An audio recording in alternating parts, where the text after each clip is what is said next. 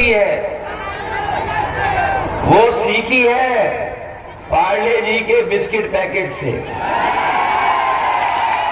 बताओ हमारे गरीब और पुराने लोगों, पहले पार्ले जी का बिस्किट पैकेट कितना बड़ा आता था? बताओ इतना बड़ा आता था कि नहीं आता था? और जैसे जैसे महंगाई बढ़ी, उन्होंने मुनाफा कमाना शुरू किया। बताओ पैकेट कितना बड़ा हो गया? बताओ छोटा पैकेट हो गया कि नहीं हो गया? ये सरकार में आ गए तो एक बिस्किट वाला आपको पैकेट खरीदना पड़ेगा। इसलिए सावधान हो कि नहीं सावधान हो?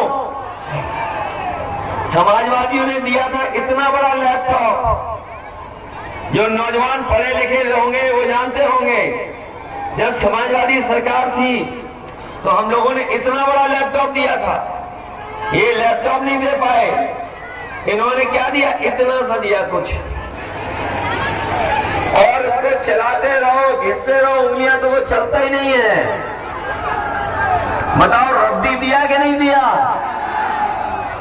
इसलिए अपने हम गरीबों को कह के जा रहे हैं कि हमें और आपको वोट लेने के लिए इन्होंने राशन दिया था, और जब वोट के चाहिए थे 2022 में, जब 2022 में इन्हें वोट चाहिए थे तो आपको राशन में दाल दे रहे थे, चना दे रहे थे, नमक दे रहे थे, रिफाइंड तेल दे रहे थे।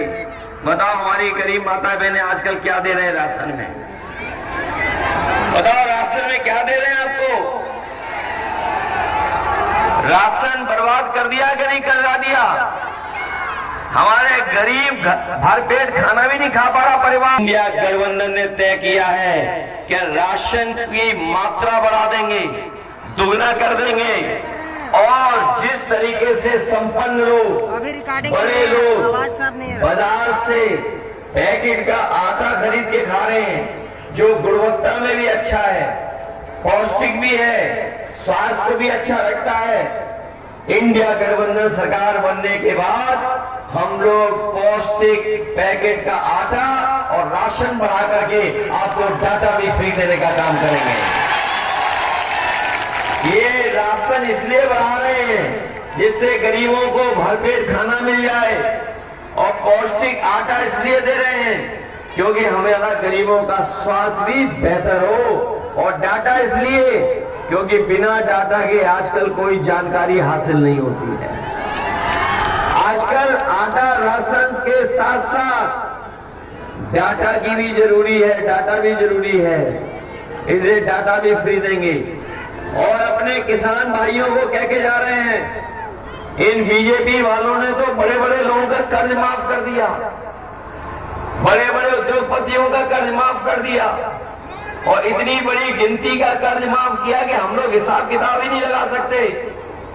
25 लाख करोड़ रुपया 10 साल में इन्होंने बड़े बड़े उद्योगपतियों का, बड़े बड़े कारोबारियों का, जो इनके खासम खास थे, उनका माफ किया है, लेकिन हमारे गरीबों का और गांव में रहने वालों का कर्ज माफ नहीं किया। और जब इन्होंने नियम बनाया तो नियम ये बनाया था कि जिनके ऊपर 5 करोड़ से ऊपर का कर्ज है उनका कर्ज माफ हो जाएगा, लेकिन हजारों और लाखों का जिनके ऊपर कर्ज है उनका माफ नहीं करेंगे। इसलिए हम अपने गरीबों को कह के जा रहे हैं, जिन पर हजारों का और लाखों का कर्ज है, सरकार आएगी तो आपका कर्ज पूरा का पूरा माफ करने का काम होगा। न केवल कर्ज माफ करेंगे, बल्कि हम लोगों को कई बार गरीबों को अचानक पैसे की जरूरत पड़ जाती है, कभी दवाई के कारण, कभी और किसी के कारण, तो कहीं न कहीं वो बहुत महंगे उस पर अपने आसपास ही ले लेता है पैसा, जिसको उसको बहुत परेशानी में आ जाना पड़ता है। इसलिए अपने गरीबों को कह रहे हैं, इमरजेंसी में अगर उन्हें पैसे की जरूरत पड़ेगी तो सरकार का फंड बना करके उन गरीबों को मदद करने का काम करेंगे, जिससे वो अपने आसपास किसी से कर्ज न लें। न केवल इसलिए हम लोग काम करना चाहते हैं, वही आपको याद दिलाऊं, एक समय था जब हम अपनी माताओं बहनों को 500 रुपए समाजवादी पेंशन से मदद करते थे, और यहां तक फैसला लिया था कि आदिवासी परिवार का कोई भी महिला नहीं छूटेगी जिसको हम समाजवादी पेंशन से जोड़ नहीं देंगे। हम लोगों ने जोड़ दिया था, लेकिन हमारी सरकार दोबारा नहीं बनी। हम लोग उसको बढ़ा करके देना चाहते थे, हम लोग 3000 भी देना चाहते थे, लेकिन हमारी सरकार नहीं बनी। हम 3000 रुपया माताएं बहनों को नहीं दे पाए। लेकिन अब फिर चुनाव आ गया है, इसलिए अपनी माताओं, कांग्रेस पार्टी, समाजवादी पार्टी और इंडिया गठबंधन ने तय कर लिया है कि अपनी माताओं बहनों को एक साल में 1 लाख रुपया उनके अकाउंट में पहुंचाने का काम करें। ये विरोधी लोग घबरा गए हैं, घबराए हुए हैं विरोधी लोग,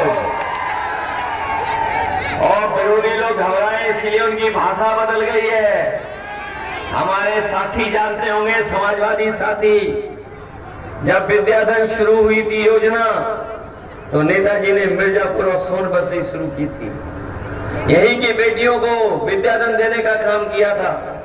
हम अपने आदिवासी भाई बहनों कह के जा रहे हैं, समाजवादी और कांग्रेस इंडिया गठबंधन की सरकार बनेगी, सबसे पहले पेंशन देने का काम और उनके अकाउंट में पहुंचाने का काम आपके सोनभद्र और मिर्जापुर जिले से होगा, क्योंकि ये जिले वो हैं जो सब सारी खराब हो गई कि नहीं हो गई। और कमाल तो तब हो गया जब सरकार ने 100 से 112 किया। हमारे पुलिस भाइयों को लगा कि जब सरकार ने 100 से 112 कर दिया तो हमें भी अपना रेट बढ़ा लेना चाहिए। बताओ, रेट बढ़ा दिया कि नहीं बढ़ा दिया? बेईमानी हो रही कि नहीं हो रही? इसलिए हम आपसे अपील करने आए हैं। कल सुनने में आया कि बहुत बड़ी बड़ी बातें करके गए हैं हमारे उत्तर प्रदेश के मुख्यमंत्री जी। न जाने क्या कह रहे थे, खनन माफिया, न जाने कौन कौन सी बातें बता रहे थे। लेकिन हमारे मीडिया के लोग जानते होंगे, जब वो खनन माफियाओं के खिलाफ बोल रहे थे तो सब माफिया उन्हीं के संग बैठे हुए थे। बताओ, ये सच्चाई है कि नहीं है? आज जितने भी माफिया हैं खनन वाले, सोनभद्र से लेकर के मिर्जापुर और चंदौली तक वाले, बनारस वाले, बताओ किस दल में छिपे हुए हैं? बताओ, बीजेपी के यहाँ छिपे हुए कि नहीं छिपे हुए हैं? सोनभद्र में कभी ऐसी लूट नहीं हुई जैसी लूट इस भारतीय जनता पार्टी की सरकार में हुई। और लूट ही नहीं, बताओ, ये जिला सबसे ज्यादा बिजली बनाता है।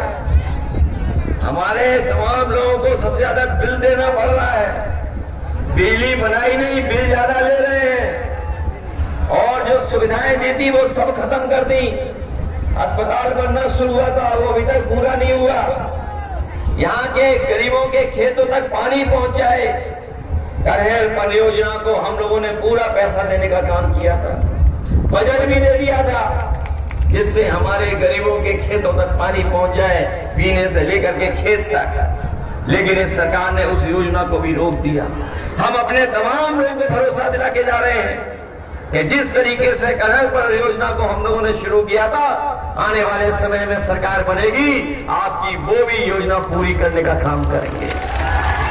न केवल ये पूरी करेंगे, बल्कि अपने आदिवासी भाइयों को हम कह के जा रहे हैं, इन बीजेपी वालों ने अब नजर डाल दी है हमारे आपके संविधान पर भी। और आपने देखा होगा, ये मनमर्जी से चल रहे हैं। ये अपनी बात तो कहना चाहते हैं, मन की बात तो कहना चाहते हैं, लेकिन संविधान की बात को नहीं सुनना चाहते, न कहना चाहते। इसलिए हम आपसे ये भी कहना चाहते हैं कि यहाँ के लोगों को बहुत दूर तक जाना पड़ता है। यहाँ के अभी हमें दूधी को जिला बनाओ संघर्ष मोर्चा के लोगों का कागज मिला है, हमें कागज मिल गया है इनका। हमने जहां आपके लिए सड़क बनाई थी, बनारस से जोड़ने के लिए सोनभद्र को आराम से जुड़ जाए, वही पावर के बिजली के कारखाने भी बनाए थे।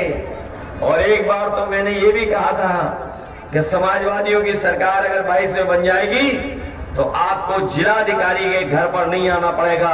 जिस तरीके से एम्बुलेंस और आपकी हम लोगों ने 100 नंबर की पुलिस पहुंचाई थी आपके पास अधिकारी पहुंचा देंगे। अगर हमें जरूरत पड़ेगी तो यहाँ पर जिला भी आपका बनाने का काम करेंगे। बताओ, एम्बुलेंस आपके फोन करने पे आती थी कि नहीं आती थी? और पुलिस की 100 नंबर गाड़ी आती थी कि नहीं आती थी? इसी तरह आपको सुविधा के लिए, आपकी तमाम समस्याओं के समाधान के लिए अगर जिला भी बनाना पड़ेगा तो हम समाजवादी लोग आपकी इस मांग को पूरा करने का काम करेंगे। और ये देखिए, अखिलेश यादव का हेलीकॉप्टर उड़ चुका है दुद्धि जनसभा से। आपको मैं दिखाऊंगा, बने रहिए मेरे साथ। ये देखिए, अखिलेश यादव का ये विमान उड़ चुका है।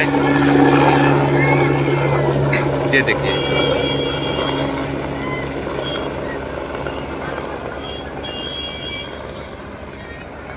अखिलेश यादव का जहाज उड़ चुका है।